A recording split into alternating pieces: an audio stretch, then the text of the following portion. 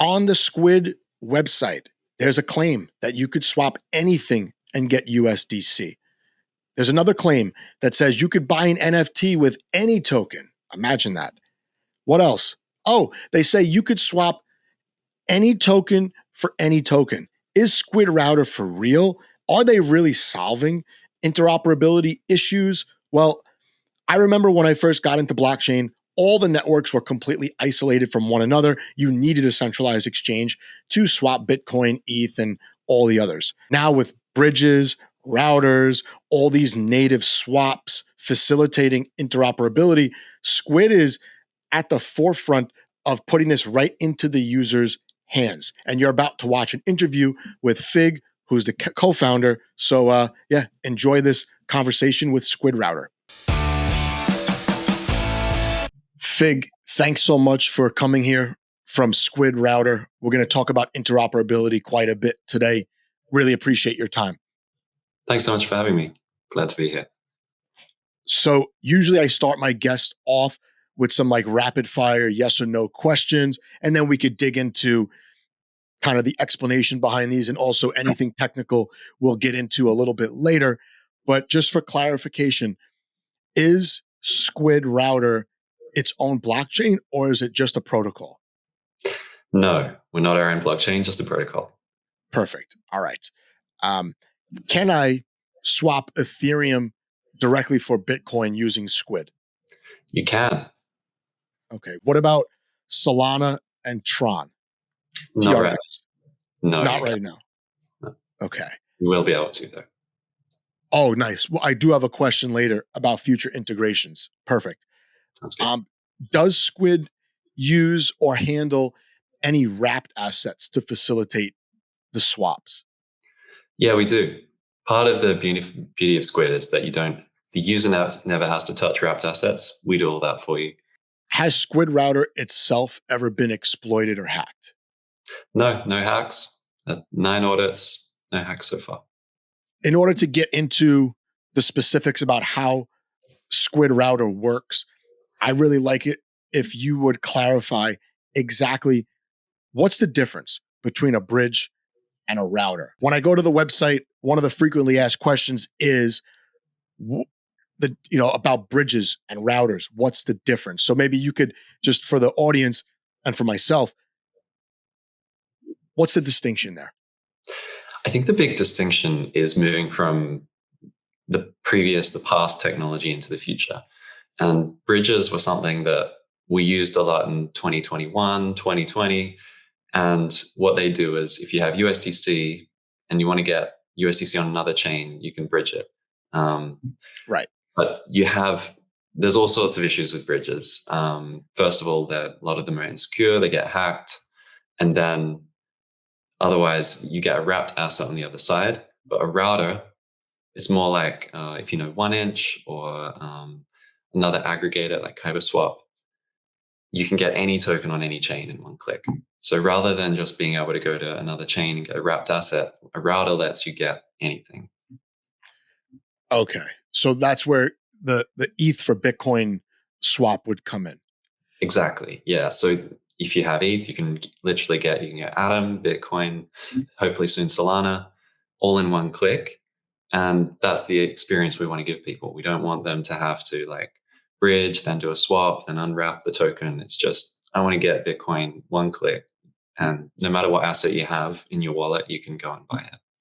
All right. So it sounds like Squid Router can do a lot of things that bridges can't do. Would you consider the bridges still essential infrastructure, even though there are some risks associated with them? Yeah, absolutely. We use bridges inside the router. So it's really what we do is combine bridges and dexes together to give you this, we route through them to give you this perfect user experience. What we're trying to do is give you that same experience that you have on Coinbase or Binance. You can go and just select a token out of the list. You can go buy it in one click. And without bridges, that wouldn't be possible. We need bridges like IBC, like Axelar, Circles, CCTP. All of these bridges still let us move value between chains. But the point of the router is that the user should never really need to know about it. It's just all happening under the hood. Okay, so for a visual, you have all these bridges connecting different blockchains. Axelar is a protocol that kind of sits on top and taps the bridges that it needs in order to complete whatever the user wants to do. Is that accurate? Yeah, that's accurate. It's Axelar, but also Squid is calling other bridges too.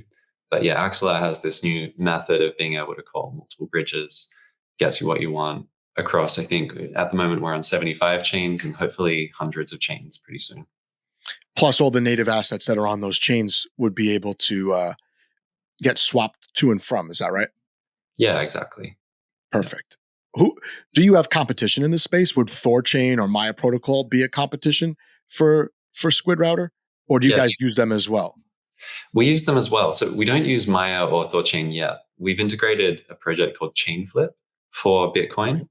And they're an amazing team. They let you swap native Bitcoin between USDC. And so this is sort of halfway between what we do and what a bridge does, because they have a swap and a bridge in this like one protocol. But they are built for a very specific use case. So same with Thorchain, you only have 6 assets on Thorchain or something like this. Yeah. So what we try to do is combine like what Thorchain and Chainflip do also with what Axelar does, what IBC does. And that lets you get like hopefully everything. Okay. So I think I've got the distinction down, right? The router is more what the user would interact with, while bridges, I think, should be hit. I think a lot of DeFi should be hidden away, and maybe people should only be using aggregators or some other front end like that. How does Squid? We'll get into the mechanics of it now. How does Squid Router actually make money? We actually don't make money right now. We're a VC funded startup, much like a lot of crypto, but we have roads to making money that are very straightforward. We can take a fee on swaps. So particularly when you're swapping into a chain that's really hard to get to, there's more of an opportunity for us to take a fee there. Whereas if you're just bridging USDC between Arbitrum and Optimism or Cosmos and Ethereum, there's not much reason for us to take a fee because there's a lot of competition and it's a very simple thing to do. So it's where we can provide the most value. We'll probably start charging small fees. And then the other big thing about Squid is we're a really powerful developer toolkit. We've been integrated into about 400 projects now. Almost every single day we have a new partner sign up ever since we launched. And these developers will be able to charge fees using our dev tools. So whenever a swap happens or we do deposits into YDX, any of these actions that a developer wants to do, they can charge a bit of a fee and then we get a small cut.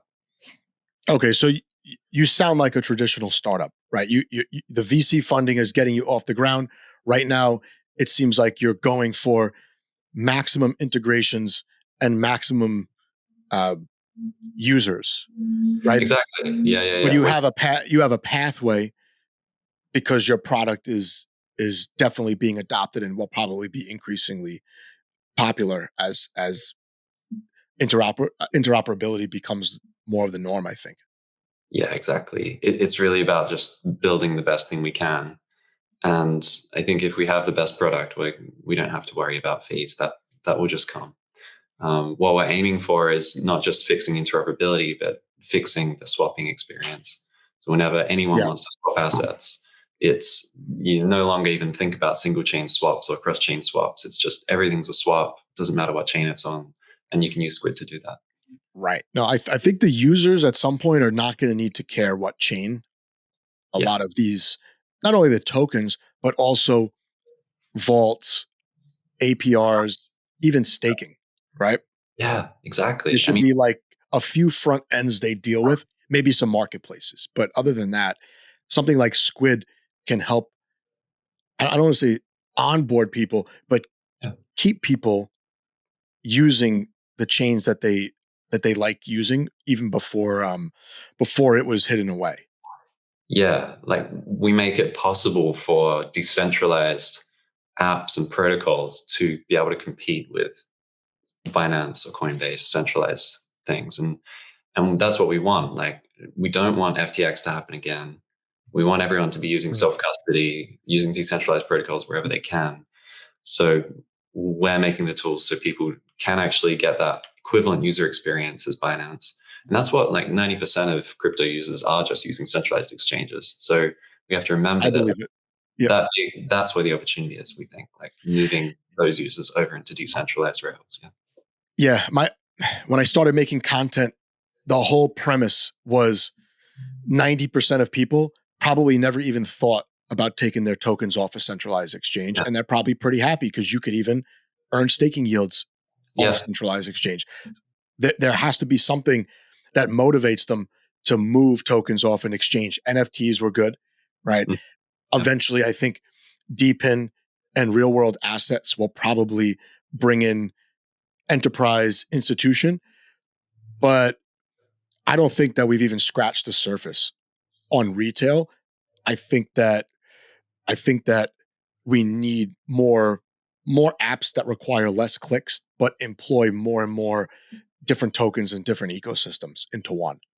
Yeah, exactly. I mean, you go to a centralized exchange, and their top assets are like XRP, the Litecoin, and then you go to Ethereum, Solana, Cosmos, and most of DeFi just doesn't even touch those chains. Nope. So that's where we're trying to go. Like, we have most of the proper decentralized chains covered, but we'll be adding XRP soon. We'll be adding like Sui, like all of these edge chains, which people do want to trade. They shouldn't have to go to Binance to go and get that. They should be able to stay in their cold wallet and hold their keys, do that kind of stuff. For sure. I mean, I live in New York. I got kicked off Binance like 2-3 years ago. I could use Coinbase, which is fine. Coinbase is great. Gemini is okay. I could use Gemini. And then there's another exchange called Bitstamp, which is kind of basic. I would say it's comparable to Gemini, although Gemini looks nicer for like a beginner.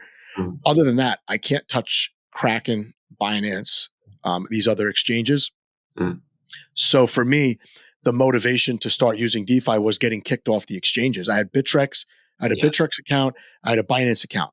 90% of my crypto is there. I start getting emails. Whoa. You know, we're not servicing New York. We're not servicing the United States. Now I got to learn about wallets. I got to learn about, you know, what an LP is, what staking and voting is. You guys have a nice part of your website dedicated to education, and it's not only about Squid Router, it's about all things crypto. Do you guys have a way to kind of integrate that directly into the apps that use Squid eventually? We have widgets which make it really easy for other apps to bring in this cross-chain capability. And it's really, you said it before, it's an onboarding tool. Like, it's how do we onboard the next billion users, is a meme everyone says, but we're really trying to make onboarding as easy as possible. It's onboarding, but also keeping people active. Because I bet you something no one wants to think about is there's probably a large percentage of wallets that have crypto sitting in it that haven't been touched in a year, 2 years, maybe 5 years.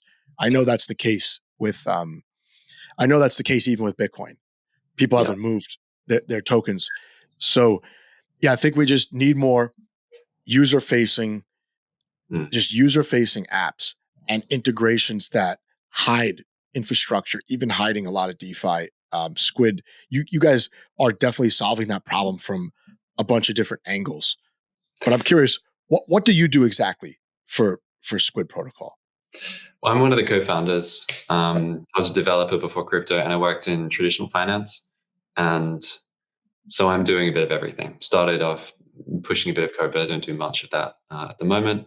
So that's writing code, doing product, so managing the flow of what gets built, what shouldn't get built, and then I work with partners as well, help them onboard Squid.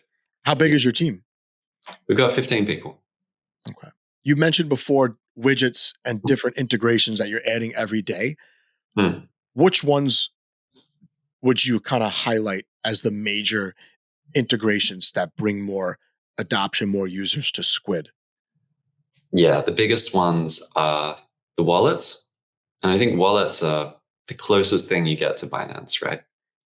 These guys focus completely on onboarding normal people onto an iPhone app or something like that, and swapping tokens within the app. And we provide the swaps and then cross-chain any cross-chain swap or bridging is also provided by us. We're with Trust Wallet, MetaMask use us, blockchain.com use us, and then many, many others. And then other than wallets, we have DYDX is a really great integration of ours. So they're a derivatives protocol, and they're a Cosmos chain. It's quite hard to get assets over to the Cosmos if you're from the EVM world, the Ethereum world. Yeah. So we come in there, and there's a drop down on the DYDX interface. You can select any token in your wallet, get straight into DYDX and start trading. And then Decentraland use us for buying NFTs in the metaverse. So if you want to get a scarf for your metaverse character, then you can buy a squid scarf. Or we work closely with Immutable too on games. So it's really all crypto use cases. You need this kind of thing. Got it. And the widgets are going to kind of look like browser extensions within the different apps, I guess. Yeah, they're often just within the app. It's, pop up, you'll be on the bridge tab or the onboarding tab or something like this, and the Squid widget will pop up. A bit like, you think of it like Stripe. Like every time you go through an e-commerce site and you click pay, it takes you to this page, which is the Stripe page that everyone has. And similar to that with Squid. How many users, what kind of data do you collect on users, I should ask? And how many users have you serviced? What's the most popular route that you guys service? Yeah, we actually don't collect much data at all. We're all crypto native kids who we care about decentralization, and we haven't collected much on our users, but we can see on chain how many wallets have integrated with us or have used us. So we've had 500,000 users use us, done about $2.6 billion of volume, nearly 2 million transactions now.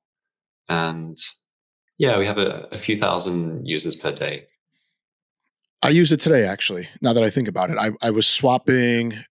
I was swapping, I think, USDC for ETH, but my USDC was on Osmosis. I definitely used Squid Router earlier today. And it's nice. It just literally looks like you're doing a swap. And it just, to make every swap look like the original Uniswap page shouldn't be that difficult, but you guys have kind of managed to do that. The only difference is you're connecting two wallets instead of one. So for people that haven't yet used this, that's all it looks like. It looks like you're doing a swap, except for the destination, there'll be a drop down of some sort to pick the new chain, and then new token, new wallet, and simple clicks. Sometimes easier than doing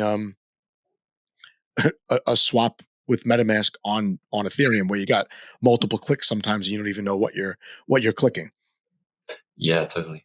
It's we've tried to make it as simple as possible. We're actually going to, I don't know when this is coming out, but we're about to give the front end a big facelift, which makes it even more beautiful. But that's cool that you used it today. We hear, so many people I speak to actually have just used Squid within the last 24 hours. It seems to be a power users kind of app that a lot of people in crypto just actually use it. Yeah. I think the wallet integrations will be the most important, because then it'll just be in people's minds like, oh, this is how I always do this kind of swap. And they see the Squid logo, or they see, powered by Squid Router or something like that.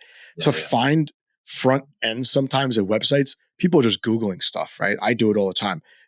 I'll Google Cosmos staking page if I want to delegate some tokens, or I'll just Google Osmosis DEX. It's and I consider myself an intermediate user of all this stuff. And sometimes you don't get what you expect in the results. And that's, I think, a big limitation to crypto in general. Definitely not a problem that, bridges and routers are going to have on their own. The wallets might have to be that funneling into different apps, because there are no landing pages that I totally agree. That I think are adequate right now. Yeah. There's no landing page for crypto. And I guess that's the point. It's decentralized, but really that bites us in the foot.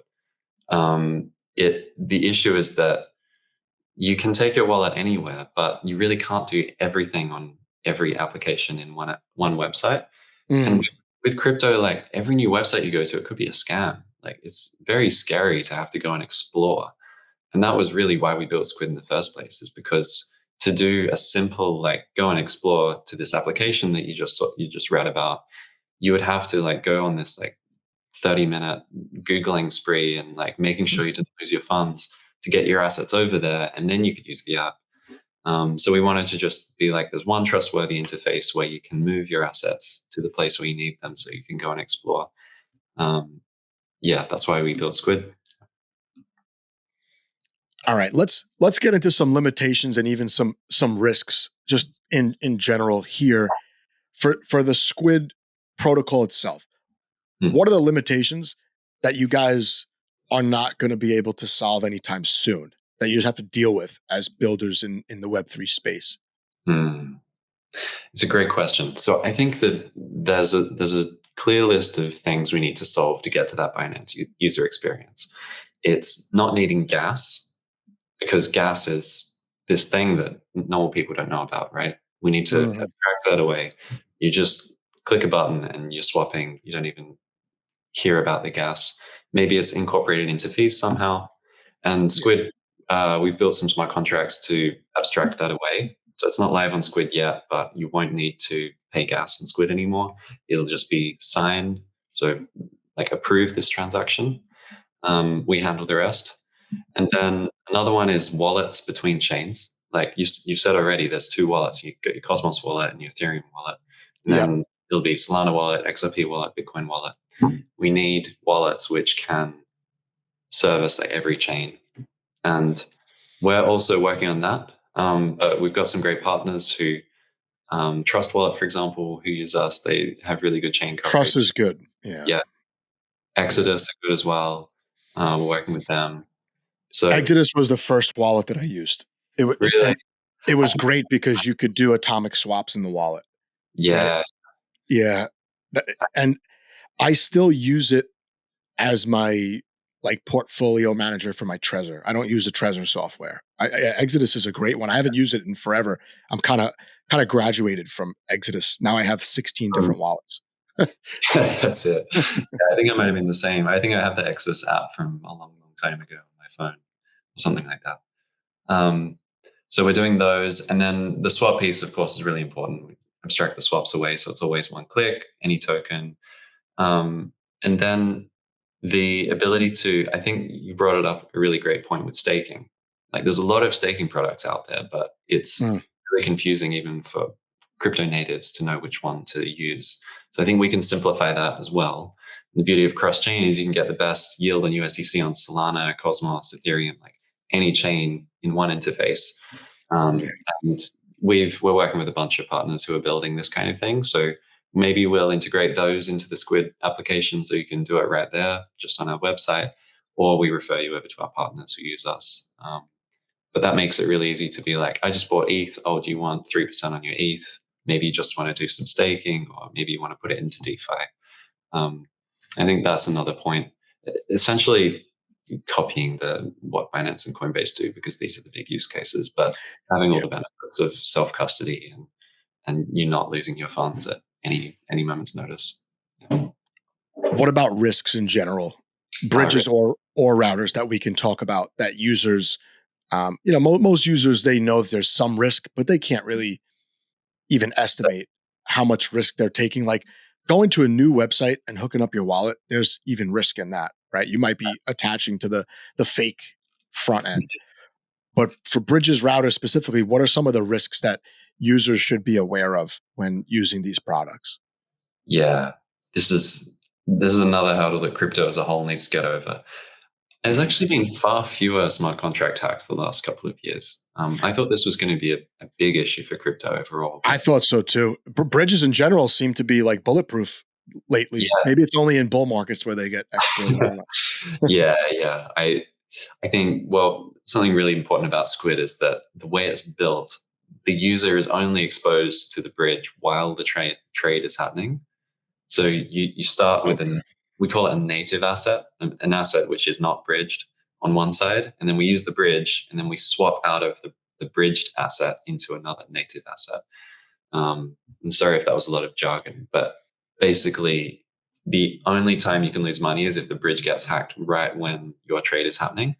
And because all of our trades on Squid take less than 20 seconds, we have a special boost feature that is really, really cool, which brings your time down to like 20 seconds. And that the risk of a bridge getting hacked in 20 seconds and the hacker working out how to steal your funds in that time is really, really low. So that's how we've tried to approach risks. But yeah, that's In that 20-second window, how many transactions could theoretically be happening that Squid is routing? Is it like hundreds? Is it thousands? right now we're doing, I don't know how many we're doing a minute. You'd only be talking like max 10 in 20 seconds, I think, at the moment, unless we have Got it. promotion going on.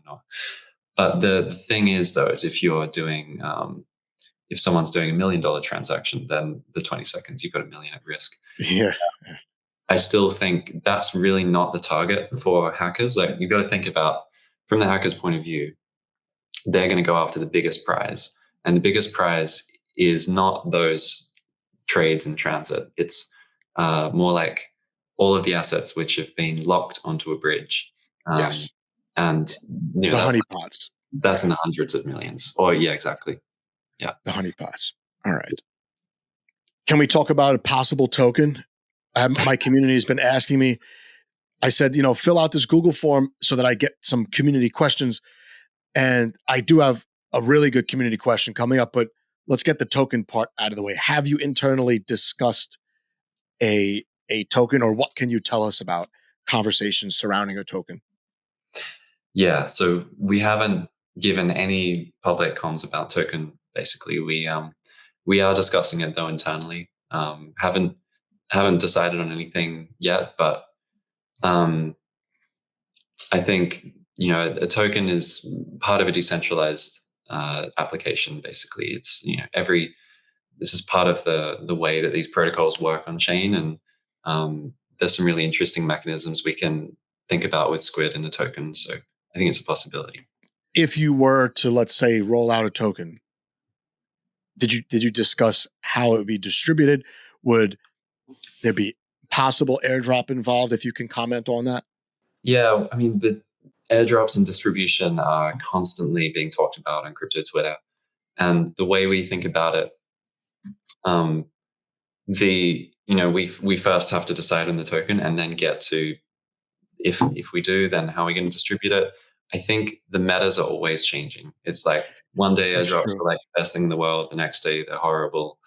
But in some the goal we will have is to make everyone as happy as possible. So I think you can at least know that we'll be doing that.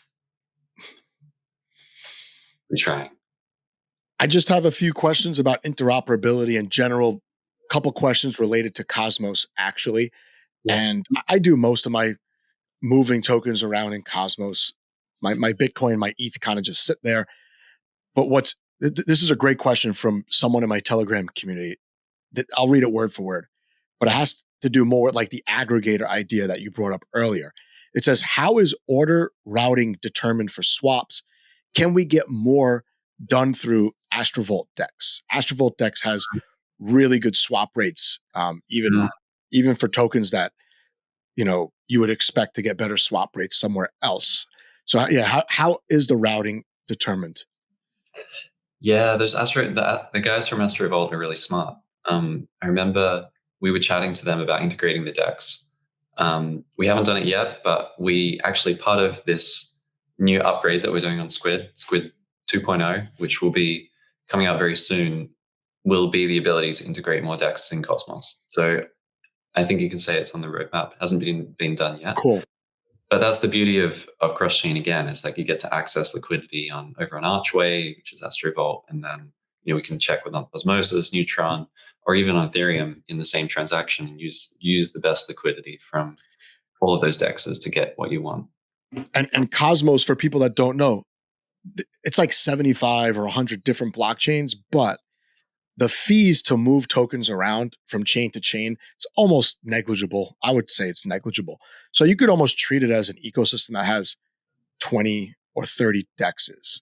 So I guess you would just need a way to source the best swap rates and maybe a couple extra seconds for an IBC transfer for the user's point of view. And then you'll be automatically, or is there a way to automatically tap the best swap rate, 99% of the time? Is that the goal? That's what we built. Yeah. Our Yeah. technology is essentially this really big data pool of all the dexes everywhere. And we're constantly updating the prices. And when you get a quote from us, we're checking all the dexes in one go. And we built it so it's really fast. It happens in less than a second. But you'll get a quote, and that'll be, if Astro Vault has the best price, it'll be IBC'd over to Archway, do a swap, and then IBC out to where you want it. And yeah, hopefully everything happens also, within 20 seconds, like you said. All right. This is a more broader Cosmos question. And when I first came into Cosmos, interoperability is what kind of drove me there. And then, because it just made sense for things to be interconnected. Bridges were not so reliable. This is like going back 2-3 years ago. So I felt pretty safe transacting in Cosmos all the time. I thought that Cosmos should have really pounded home the interoperability, Internet of Blockchains slogan. Do you think that Cosmos squandered its first mover advantage with respect to interoperability, or do you think it was inevitable for bridges and routers to get this good in a short amount of time? That's a great question. I think so, yeah. I think the tech was really good, but not quite the right model, so that the user experience wasn't good enough. And I think it took projects like us to even make the Cosmos a really good user experience for moving around. And we haven't fully solved it yet. So I think it was maybe some slight mistakes in the designs at the beginning, but I think you can't argue with they've built an amazing model and they had the vision that this is going to be the future. They were thinking about this like, I don't know how long ago, 7 years ago or something. A long time ago. Yep. Yeah. Like basically before they were good wallets, right? Before you would even have a reason to self-custody.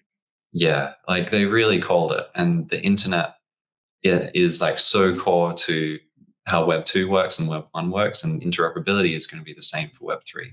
Like you need connectivity. And once you have interoperability, I was just listening to Deutsche Bank, who Axelar is working with, and hopefully we'll be working with too, talk about institutional interop.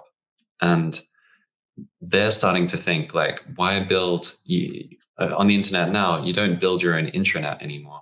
You just connect up to the public internet. And interoperability gives us that same thing with crypto. You should be able to bring institutions in because it's just a no-brainer for them now. They don't need to spin up their own blockchain. They can just use a public one. Right. Yeah, I think Cosmos in general, more emphasis needed to be placed on the user experience so that maybe the interoperability, they would have more of a stranglehold on that narrative, even with all the good bridging. Even when I go to, if I'm going to move tokens from, Osmosis to Neutron, it still says, IBC transfer. Nobody knows what IBC is unless they are kind of, experienced in the ecosystem. It should just say Cosmos transfer or, something like that. Something like that. Yeah, exactly. Yeah, the other thing with Cosmos is just it works extremely well within the Cosmos, but it's taken a long time to connect up Ethereum. That's it. Yeah. Because I remember hearing, and I remember Sonny from Osmosis at a live event. He said Solana and Cardano are going to enable IBC, but now what's the point, right? Like there might be bridges before that. I know that Maya protocol is going to connect to Cardano by the end of the year. Solana, I just go to ibc.fun. I don't even care how it gets there. I can move tokens from Solana back and forth to Cosmos almost as if it was an IBC transaction when it's not. So that's kind of why I wanted to get into that, because Cosmos in general should get a lot more credit for the innovation that happened, to your point, it's almost a decade, right? Where they started conceiving all this stuff. Bitcoin people were using paper wallets. Ethereum was still proof of work. Mm. So yeah, I'm happy you were able to chime in on that, because it's something that I think a lot of people now are frustrated with, and maybe Yeah. they point at that as being one of the reasons token prices are not cooperating as they're as people are kind of holding them loyally or blindly. Yeah, yeah. I mean, it's a shame. I'm very deep in the cosmos, but I think you shouldn't blame the technology in this case, because the you shouldn't blame it too much. There's a lot of politics, and I don't know. No one knows how markets really work. So there's a lot of forces at play that maybe we had no control over anyway. And I think Cosmos has done incredibly well. I mean, you look at a lot of all the other ecosystems, and you think about crypto, and it's like Bitcoin, Ethereum, Solana, Cosmos. It's like you're in the top four, which is crazy. There's so many Yeah. other things which have disappeared. Well, Yeah. there's one kind of newcomer into that list, and it's the last question that I have for you. Has to do with Tron, right? Yeah. Tron, 60 billion in just stablecoin liquidity. That's, I don't know, is that 10 times higher than Solana right now in terms of stablecoins? You guys don't have um, a way to bridge Tron with the rest of the ecosystems right now, but I would imagine that's got to be high up on the list. Yeah, super high on the list. I went to Argentina earlier this year and Brazil, and Tron is the only blockchain they use, and they actually use it in the real world. So I'm Wow. extremely excited to Wow. enable Tron. Um, and you're right. Like, I mean, when you said 60 billion, is it? I thought you were going to say, is it real? Because maybe I don't know how much is I real. double checked. I looked at it, and I was reading an article because I did a live stream yesterday about Tron and Yeah, Cardano, because Tron, it was a big deal for Tron to flip ADA in market cap. really. And I'm like, 60 billion. I'm like, that's not right. I go to DeFi Llama. I'm like, it's still showing 60 billion. Then I go to Mm. CoinGecko and I look at the contracts, and I'm like, it says 60 billion tether. Maybe that's what they're promised. Maybe that's just like what they have access to. I don't know if that's floating around the ecosystem now, but man, oh man, every ecosystem. I mean, for me, there's like, obviously it's ETH, but then you have Base, Solana. A couple years ago, I would have said maybe Polygon as like another explosive DeFi ecosystem, but now you can't ignore Tron at all. No, absolutely. Tron is killing it, and um, I'm totally excited to add it to Squid. I mean, the vision with Squid is to be able to add literally everything. I think that's another reason. If you think about it from the technical point of view, like it might really be difficult for IBC to cover everything, or Axelar to cover literally everything. Yeah.